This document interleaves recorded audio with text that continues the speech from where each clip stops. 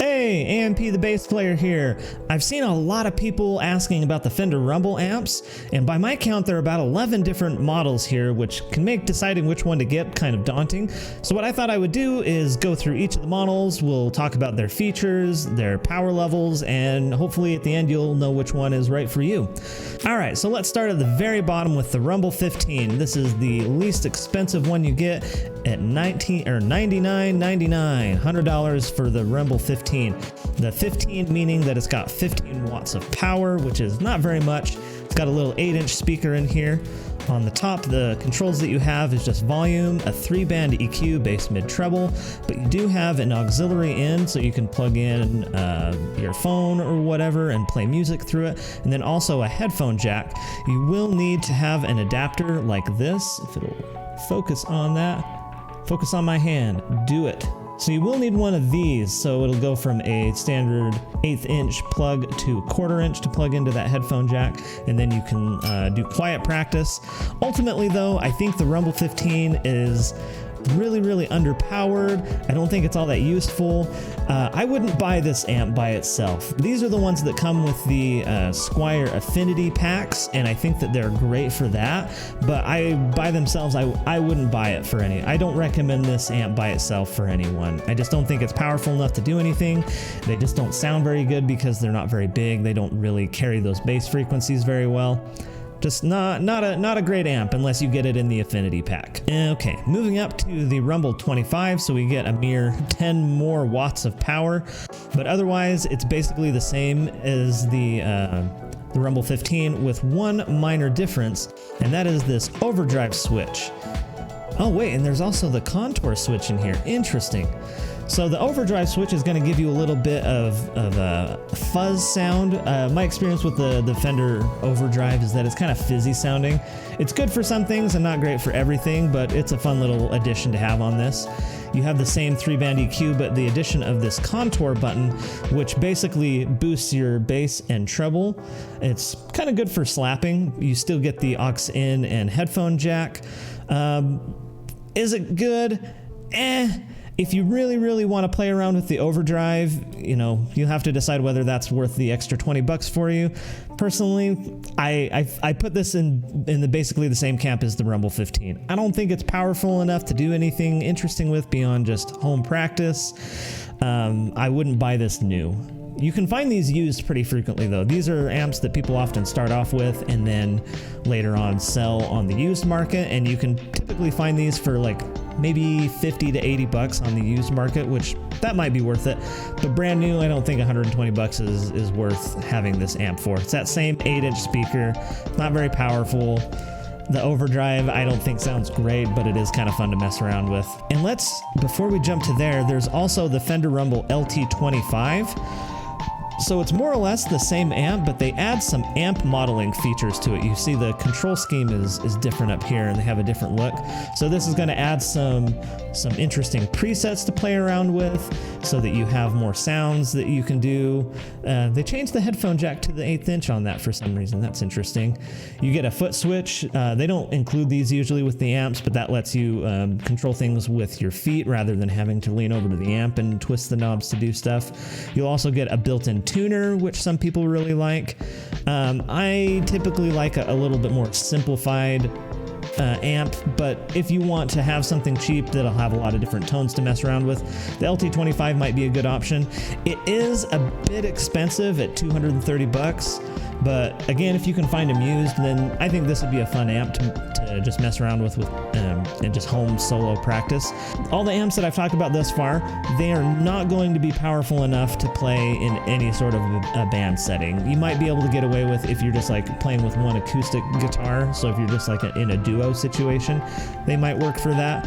But this little 8-inch speaker and 25 watts is not going to get you very far. So let's move up to the Rumble 40. The Rumble 40 is a really popular amp.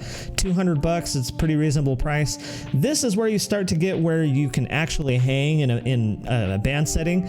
You're going to be pushing this one to its absolute limit if you play with a drummer, even just like a quiet drummer, but it'll get there. Other additions that you get, let's look at the top control panel here. you get this tone stack here, and I actually made a video on this. I think you'll find it up in one of the corners. I can't remember which one, but these I find really useful. These are really fun controls. They change the way your bass sounds in really interesting ways. You get a bright sound, which adds some more like trebly zing. The contour button, which boosts your bass and treble. It sounds really great for slap stuff. And then you also have this vintage voicing, which gives you like a really nice warm sound. I really like the sound of this. I mean, I did a video where I talk about Mike Dirnt's tone, Green Day's bassist, and if you use the vintage and bright switch together, and then I think that you get pretty close to the way he sounds, which is pretty cool. They also expand the overdrive on the Rumble 40 so that you get controls with it, so a drive and a level. So you can control how much overdrive you're getting, and then you can also use this as the way that I like to use it is as a boost. So if you get to like a more like aggressive part of your song, you kick on the overdrive, and so your bass gets just a little bit louder and a little more aggressive sounding. You also change up the way the EQ works. So instead of just having a single mid control, you have low mids and high mids, and this is the EQ that I prefer. It's a little bit more control, but it's not so complicated like a big 10 band EQ. Gives you a little bit more granular control over your EQ settings. So the Rumble 40 at $200, I think that this is a good amp if you are going to be just starting out. This is, if you were going to buy an amp by itself as a beginner, this is what I would recommend. The 25 and the 15 are just not very powerful. So extra 40 watts, slightly bigger speaker. It makes all the difference if you're going to be playing with other people. And also works really great for home practice.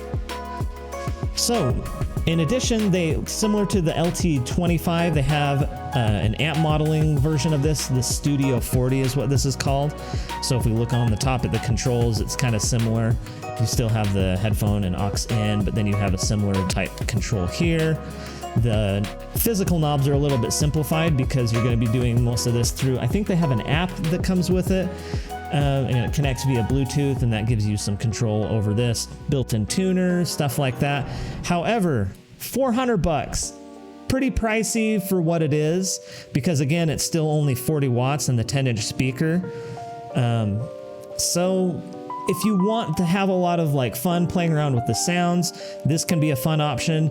I do feel like it's kind of expensive for what it is. I feel like the Rumble 40, just the plain Rumble 40, is a better buy than this.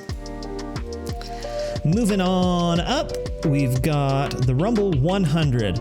Now, if you're going to be playing in like a rock band, this is the amp that you probably like don't want to go any lower than this. It's a $300 amp. We'll take a look at the controls. This is going to be exactly the same as the Rumble 40. You have a gain control, the tone stack, the overdrive controls, the 4-band EQ, and then down here, 100 watts, hence the Rumble 100, and then you get a 12-inch speaker. The other thing I haven't mentioned on any of these is that they are extremely light. So 22 pounds, like that's actually hella light for what they are. So this is a great amp. $300 is pretty reasonable for the amount of power that you're getting.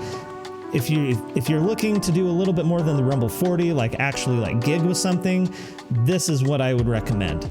So this will do great for like home practice because you do have the headphone out if you want to do completely quietly. These amps will also sound just fine if you have them just barely turned on, if you need to be quiet like in an apartment or whatever, like how I live.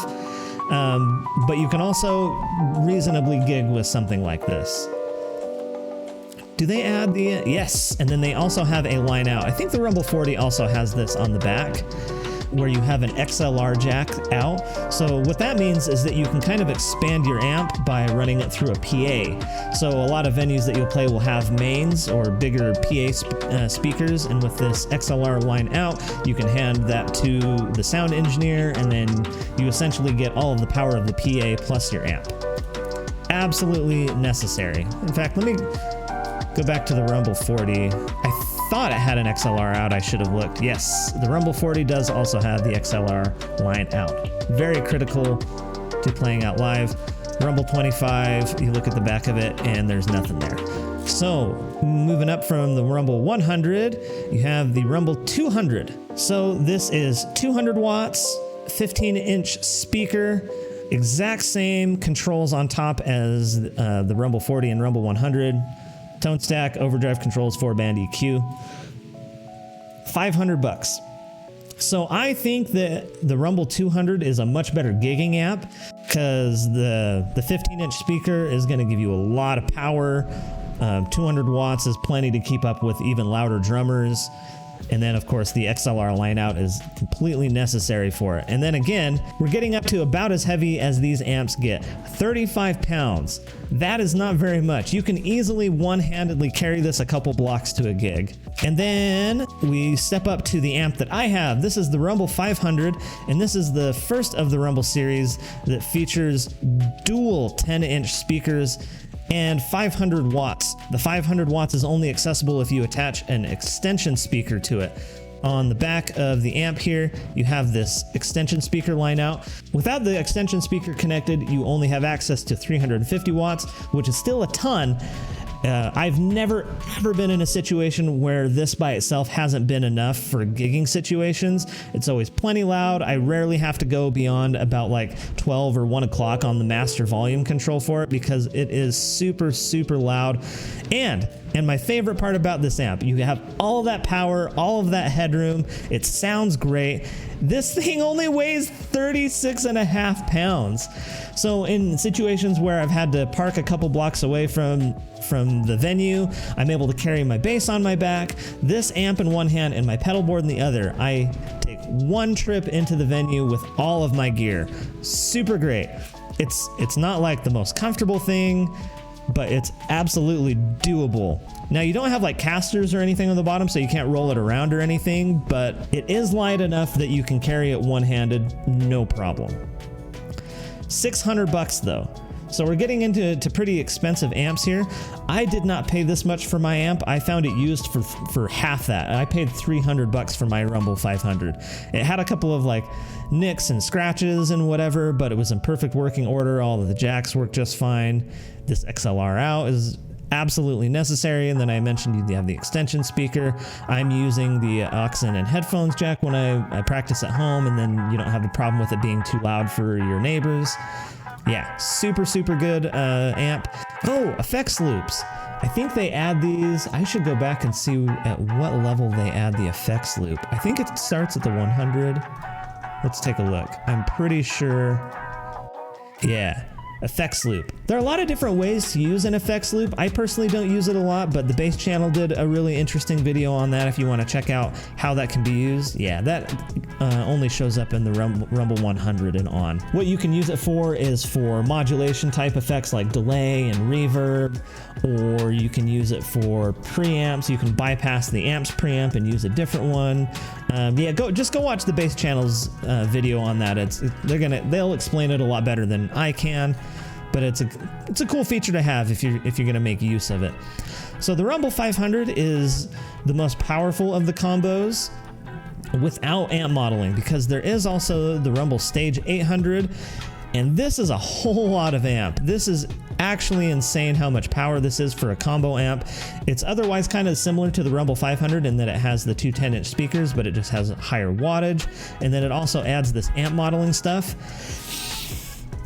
I don't like this stuff personally. It's fun to mess around with, but I don't find it all that useful necessarily. It's, like I said, I find it more gimmicky than useful. I don't like having more things to go wrong with your amp. In fact, I saw a thread on TalkBass of a guy who had something like this. I can't remember if he had this one or the Studio 40, the Rumble 40 one, but he basically got stuck where the firmware didn't update properly and it completely bricked his amp. And frankly, there are enough things that can go wrong with your amp that adding all of this like Internet of Shit type tech into it just adds one more spot where it can fail. And I don't like that. I'm not into it. I don't care for it. I don't want to have an app to try and control all my stuff from. I just want knobs. And I want simple, and stuff like this just doesn't do it for me. Plus, you're getting close to $1,000 for an amp like this, which I just don't think is worth it. I think you would be way better off buying something like the Rumble 200 or the Rumble 500, and then buying individual pedals for the effects that you need. If you're not sure what effects you'll actually use, I would advise just getting like a Zoom like multi-effect thing, experimenting with that. You can pick one of those up for about $100, and that'll be way better than investing a ton of money in one of these monstrosities. Though I will say, 800 watts with the 210s, whew boy, that is a lot of power in a combo amp. Anyway, so that is, I believe, yeah, because all the rest of these are just cabinets that you can use with the Rumble head, which I also really like the Rumble head. The Rumble tone is really, really nice. I like the Fender. These are the version 3 of the Rumble series. There was a version 1 and a version 2, and I worked at a music store from about 2012 to like 2015, and that was right about the time where they released this V3 series, and the V2 series was just not great. The V3 series sound great though. The tone is spectacular. With the tone switch controls, you have a lot of flexibility, and I really like the way they sound. And when you start getting up into like the 100 and the 200 range, you get into a spot where you can reasonably gig with these amps. And frankly, I just really, really like the Rumble series. By the way, I don't know if this needs to be said. I'm not sponsored by Fender at all. I don't plan on ever doing sponsored content because I use what I like, and if I like it, I will make videos on it. If I don't like it, I'll also make videos on it and trash it. That's just how I do. Anyway, I hope you enjoyed this video. If it was helpful to you, please like the video, push all the other buttons down there. It helps me out. It helps this video reach other people who might be asking the same question as you. It also helps this channel grow. Once again, I am AMP the bass player, and happy holidays to you wherever you are. Stay safe out there, guys, and we'll see you on the next video.